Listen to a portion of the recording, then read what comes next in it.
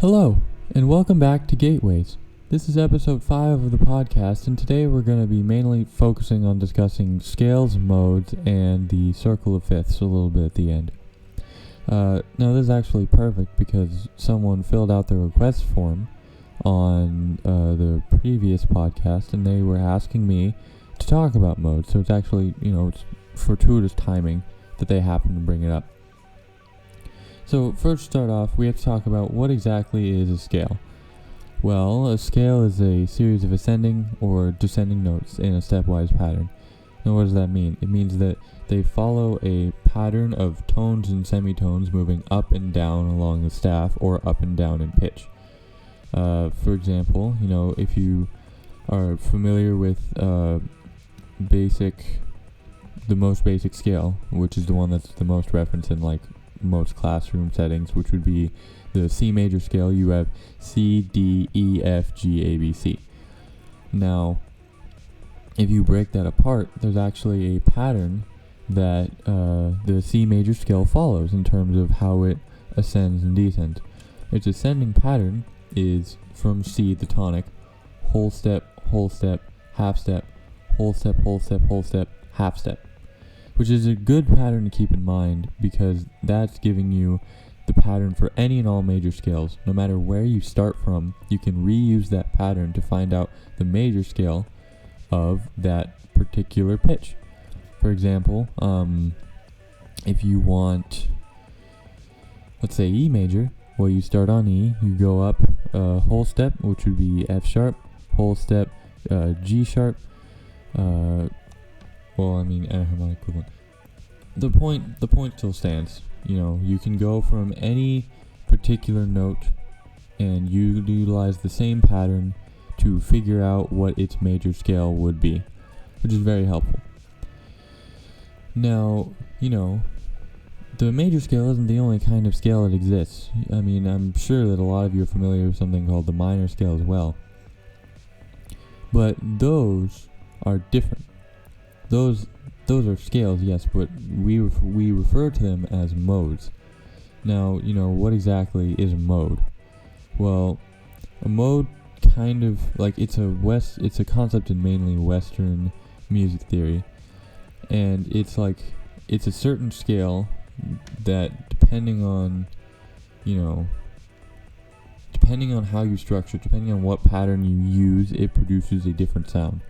Now, in Western harmony and Western music theory, we commonly refer to them by their Greek names, which are Mixolydian, Lydian, Phrygian, Dorian. We don't really use the other two, which are Hypolydian and Hypophrygian. We have a separate name for that. What we use, in standard music theory, is Ionian, Dorian, Phrygian, Lydian, Mixolydian, Aeolian, and Locrian. Now, they're all scales. They're not the same kind of scale. And what's interesting is if you take to, put it into perspective, if you take something like the C major scale, right, you can actually create every single mode using just the notes of the C major scale, which, that makes sense. So if you start on C and, go C, D, E, F, G, A, B, C, you have the Ionian mode, otherwise known as the major. You start on D, however, you actually have the Dorian mode because of the pattern that the notes follow as they ascend. With E, you have Phrygian, F, you have Lydian, G, you have Mixolydian, A, you have Aeolian, otherwise known as minor, and B, you have Locrian. Now, all of these are relative to the C major scale.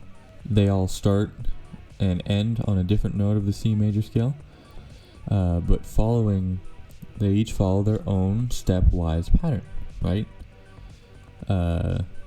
So if we let's start comparing them. So let's start with Ionian, right? That means that you have two places where there are half steps between notes or between degrees. So let's take it as degrees because numbers will be easier to reference.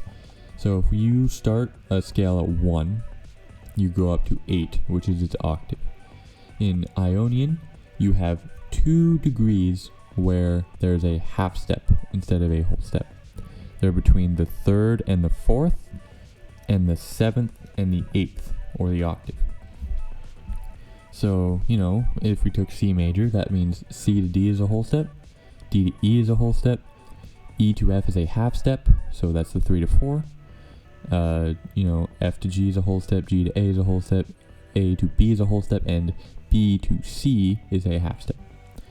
Next, you have the Dorian mode, which would be, you have 1 to 2 is a whole step, 2 to 3 is a half step, 3 to 4 is a whole step, 4 to 5 is a whole step, 5 to 6 is a whole step, 6 to 7 is a half step, and 7 to 8, or 1 the octave, is a whole step.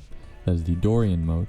In the context of C, that would be C to D, to E flat, to F, to G, to A, to B flat, to C. Next, you have the Phrygian mode. So in the Phrygian mode, you have half notes from 1 to 2 and from 5 to 6. So in the span of, in C major, that's C to C to D flat.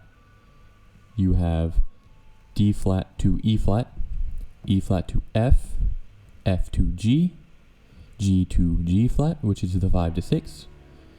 And then you have, G to A flat, my apologies. G to A flat is the 5 to 6. A flat to B flat is a whole step, and B flat to C, the octave, is a whole step. Then you have Lydian, which is, you have a 4 to 5 and a 7 to 1. For half steps, those 4, 2, 5 is a half step, 7, 2, 1 is a half step. So you have C, D, E, F sharp to G, which is that half step, A, B to C, which is a half step. Something to note for Lydian, because it specifically is raising the 4th, it is considered brighter than the standard Ionian mode, which is something that you can experiment with if you're trying to give your music a specific feeling. Next, you have Mixolydian, which is C to D. Oh, my apologies. The 2 points in which its half steps are at degrees 3 to 4 and at degrees 6 to 7. So in reference to C major, you have C, D, E, F, which the E to the F is the half step, G, A, B flat, the A to the B flat is a half step, C. Then you have Aeolian, otherwise known as minor, where your half steps are from degree 2 to degree 3 and degree 5 to degree 6. So that means that it would be C, D, E flat, which is the half step between D and E flat, F, G, A flat, which is a half step between G and A flat, B flat, C. Lastly, you have Locrian. So that would be 2 half steps, one from 1 to 2, and one from 4 to 5. So that means you have C to D flat, which is a half step, followed by E flat, followed by F to G flat, which is a half step, followed by A flat, followed by B flat, followed by C. Now, I know that's a lot of things to wrap your head around in terms of like just the sheer number of them, but it is useful to just try to memorize, the patterns. If you listen back to what I just said, all of them have a set pattern, and I told you like the specific places where they each have half steps, which give them their own feeling. A lot of them are described relative to the major or minor scale, or the Ionian and Aeolian scales. So if you don't want to memorize the patterns, what you can do is think of them relative to this other scale. For example, if you remember that the major scale is whole, whole, half, whole, whole, whole, half, and you remember that the minor scale is whole, whole, half, whole, half, whole, whole, half, whole, whole, then you can say, oh, the Dorian mode is the minor scale, except the 6th degree is raised, right? Think of that in C major. So the Aeolian scale in C major is C, D, E flat, F, G, A flat, B flat, C. And then it turns out the Dorian mode is C, D, E flat, F, G, A, B flat, C. Right? So if you know this, then it can make it easier to, understand all of the different modes. Phrygian is the minor scale with the 2nd degree lowered. That means instead of C to D, you have C to D flat. Lydian is a major scale with the 4th degree raised. So instead of it being E to F, it's E to F sharp. Mixed Lydian is the major scale with the 7th lowered. So that would mean instead of B to C, it is B flat to C. And then Locrian can be described as the minor scale with the 2nd and 5th degrees lower. So that means C to D flat and also F to G flat. Right? And then, knowing that, it can be very easy to go between all of the different modes. Now, you also have things like, the minor scale of the natural minor is different from the harmonic minor, which is different from the melodic minor. Now, let's start with the harmonic minor. What's the harmonic minor? Well, it's just the natural minor with the 7th scale degree raised. So that means it's no longer C, D, E flat, C, D, E flat, F, G, A flat, B flat, C. It's now C, D, E flat, F, G, A flat, B, C. And then you also have the melodic minor, which is a minor scale where the 6th and the 7ths are raised in its ascension, but are lowered in their descension. So that means that it would be in ascending order C, D, E flat, F, G, A, B, C, and then descending C, B flat, A flat, G, F, E flat, D, C. Because it's going from its original form with 2 raised to back to the original form. Now you also have things like the pentatonic scale, which is very common in a lot of music. It's you take the 1st, 2nd, 3rd, 5th, 6th, and octave of any particular, normally the major scale, but in any key, and it sounds rather pleasant over any chord diatonic to that key. In C major, that would be C, D, E, G, A. Or what I personally like doing a lot of the time is I'll use the F major pentatonic scale in C major. So the F major pentatonic scale, put in terms of the first being C, is C, D, F, G, A. I think it sounds really pleasant. But yeah, that's the full extent of modes, and their use is entirely dependent on, similarly to harmony, it's the kind of feeling that you want to put into your music. Using a particular mode will bring out a very specific sound to it, and it has its own harmony that you need to take into account. Because if you just